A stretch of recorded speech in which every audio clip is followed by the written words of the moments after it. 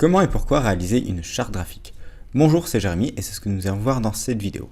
Alors pour ce faire, je vous propose de suivre le plan suivant, à savoir que dans un premier temps, nous verrons un travail préparatoire, donc des éléments à prendre en compte avant de faire sa charte graphique, qui sont très importants pour la définir et définir votre identité. Ensuite, dans un second temps, nous verrons pourquoi faire une charte graphique. Puis nous verrons concrètement de quoi nous avons besoin pour faire cette charte graphique, et enfin, comment la réaliser. Et là, je vous proposerai un petit guide d'étapes à suivre afin d'arriver à la réalisation de votre charte graphique. Alors, concernant le travail préparatoire, il faut déjà déterminer trois choses, à savoir la mission, la vision et les valeurs de son entreprise. La mission, c'est tout simplement qu'est-ce que l'entreprise propose, à qui et quel est l'impact.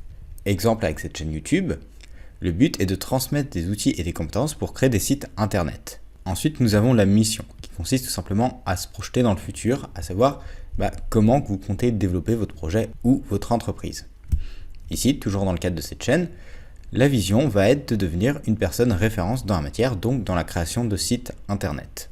Après, si vous prenez ce type d'exemple sur des sociétés comme Ikea, leur mission, ça va être de procurer de l'ameublement à moindre coût. Leur vision, ça va être surtout d'améliorer l'expérience utilisateur dans l'acquisition et la construction de ces éléments décoratifs, donc tout le mobilier. Et enfin, nous en arrivons sur la partie valeur. Ici, le but va être d'avoir des repères et des principes sur lesquels repose votre projet.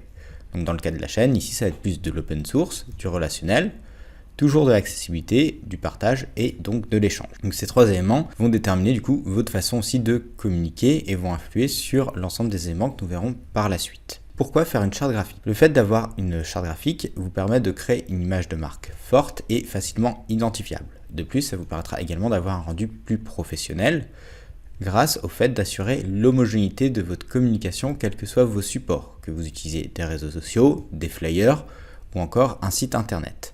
Ensuite, un autre but de la charte graphique, ça ne va pas être de vous faire plaisir, ça va être vraiment de rendre votre projet identifiable et que cette image que vous dégagez de votre projet corresponde à votre cible. En effet, si vous vous destinez vers une cible plus haut de gamme, par exemple, vous aurez une charte graphique du coup qui ira en conséquence et des outils de communication, donc par exemple les images que vous avez postées sur les réseaux sociaux qui seront adaptées à cette cible-là. Donc que ce soit dans le choix des couleurs, mais aussi également des formats et du message que vous allez véhiculer, ou même encore le choix des icônes. Pour réaliser votre charte graphique, vous avez besoin basiquement de 4 éléments. Primo, les couleurs, ensuite un logo, puis des typographies, donc des polices d'écriture, et enfin des éléments graphiques. Comment choisir des couleurs, comment les trouver et en quoi c'est important. Pour ça, je vous propose déjà de partir sur un premier exemple qui est celui d'Ushuaïa. Donc Ushuaïa qui est une marque de cosmétiques qui est autour du naturel. Donc là, en l'occurrence, Ushuaïa, si on prenait un peu l'entreprise en tant que telle, on pourrait se dire de prime abord qu'Ushuaïa vend des cosmétiques. En fait, ils vendent un peu plus que des cosmétiques, étant donné qu'ils ont des valeurs plus écologiques et qu'ils ont plus une mise en avant pas simplement du produit, mais de l'environnement Ushuaïa. Donc ça va être des forêts, ça va être quelque chose...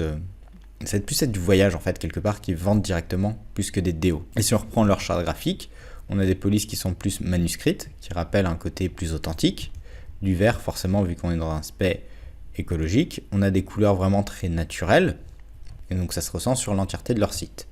Pareil, si on prend des images de Ushuaïa, pour regarder, on est toujours dans cette gamme assez naturelle. Donc pour ça, une des premières choses à faire va être de plutôt vous constituer un moodboard. Donc pour constituer un moodboard, vous avez des outils comme Pinterest, mais vous avez aussi également des outils comme Behance où vous pouvez trouver des inspirations. Donc là, on a une charte graphique pour une marque de café.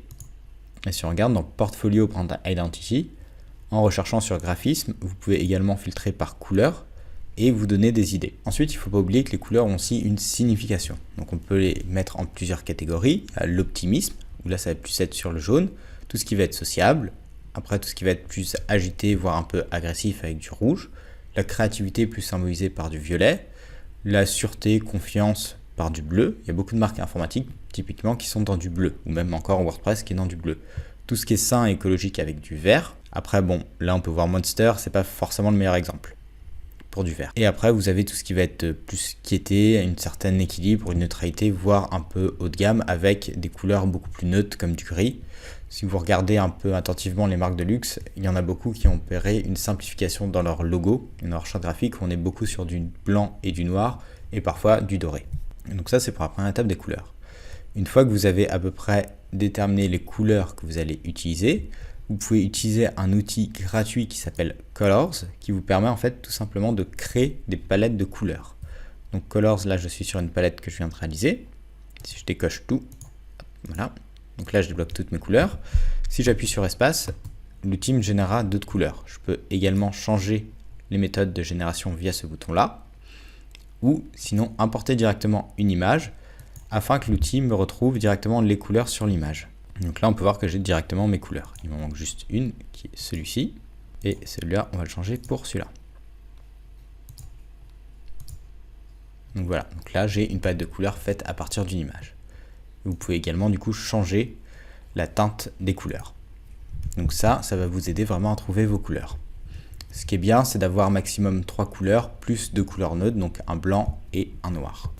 Autre chose concernant le choix des couleurs, c'est vraiment aussi une partie importante dans l'identification de votre marque.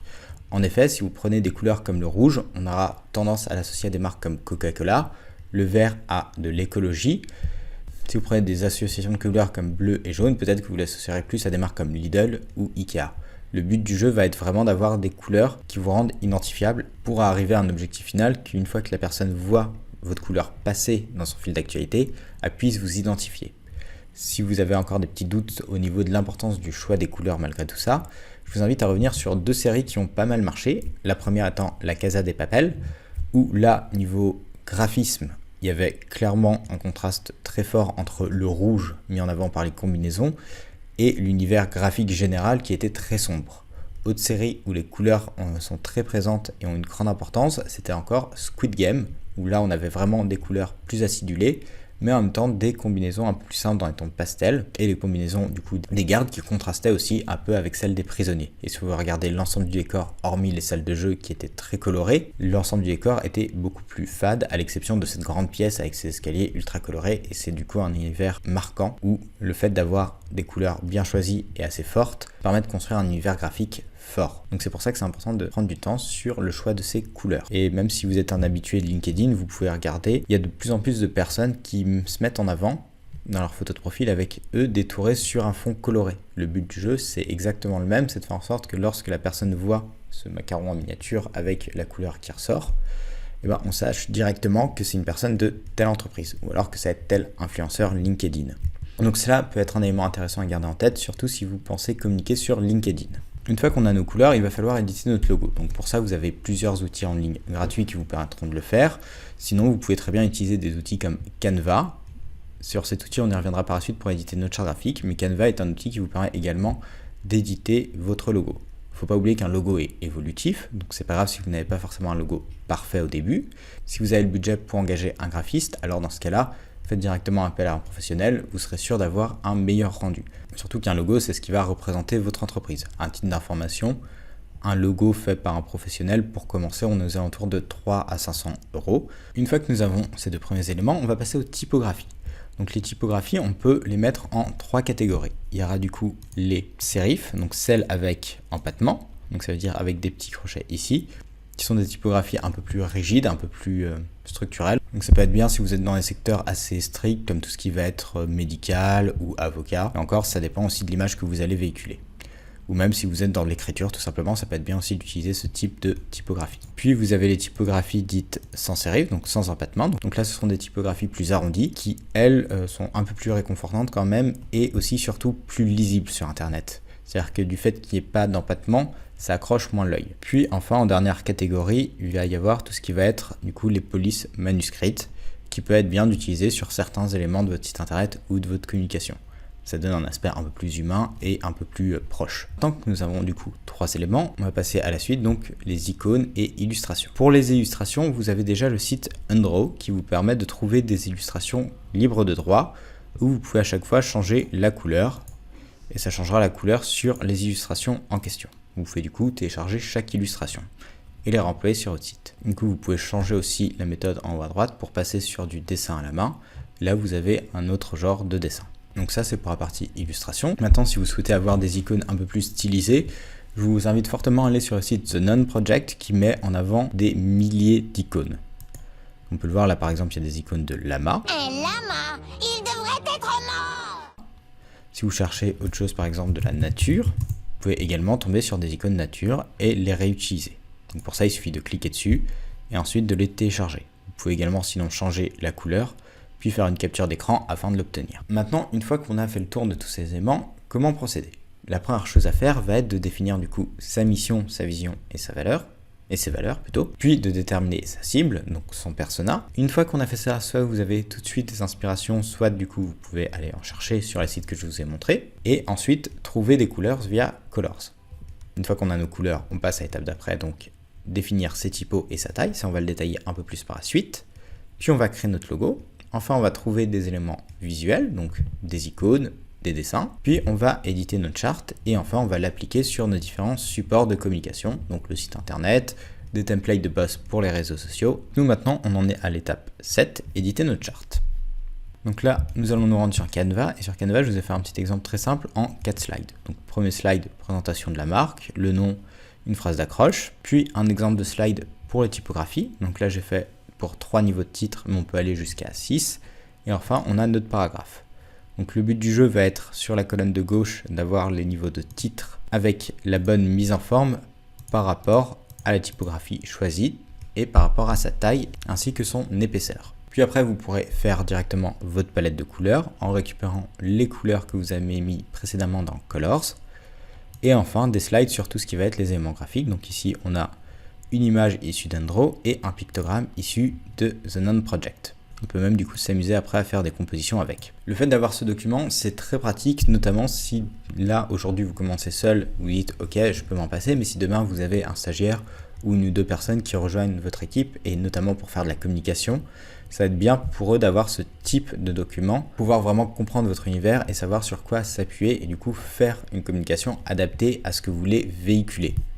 Si on va un petit peu plus loin, on peut prendre l'exemple de la charte graphique de Deezer, qui est du coup disponible en ligne. Je vous mettrai le lien en description, ainsi que le lien de tous les outils et de tous les sites que nous avons passés en revue. Donc là, on a la construction du logo. Puis on a l'usage du logo et surtout le non-usage du logo, donc quel cas on ne peut pas l'utiliser. Une fois que c'est fait, nous avons leur palette de couleurs, donc pour tout ce qui va être player, pour les offres. Puis nous avons leur typographie, donc avec leur main typographie, donc leur typographie principale, où là vous retrouvez du coup la typo en tant que telle. Puis sur le côté, du coup l'épaisseur. Et on peut voir qu'ici avec une épaisseur normale, on a ce type de rendu, alors qu'en 900, on aura plutôt ce type de rendu. Puis ils ont une police secondaire et enfin ils ont les différentes polices pour les différentes langues. Après Deezer est un site beaucoup plus gros qui est présent dans plein de pays, donc c'est normal d'avoir des variations en fonction des langues des pays. Donc voilà, j'espère que cette vidéo vous sera utile. Si jamais vous avez des questions, n'hésitez pas à les mettre en commentaire et on se retrouve bientôt pour une prochaine vidéo. Sur ce, bonne journée!